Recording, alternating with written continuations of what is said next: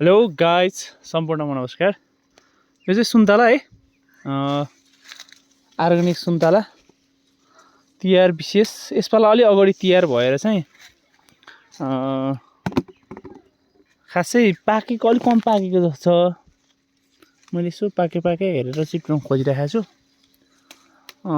नत्र हाम्रो पोहोरको साल चाहिँ एकदम धेरै थियो, यसपालि धेरै झऱ्यो सुन्तला होइन। अर्ग्यानिक सुन्तला हो यो, हेर्न सक्नुहुन्छ। यसपालि तिहारको लागि चाहिँ विशेष छ है। ठुल्ठुलै छन् माथि चाहिँ, तर तल चाहिँ अलिक सानो फलेको क्या। त्यही भएर भोलि टिकाको दिनको लागि कान्छ त्यो यताले त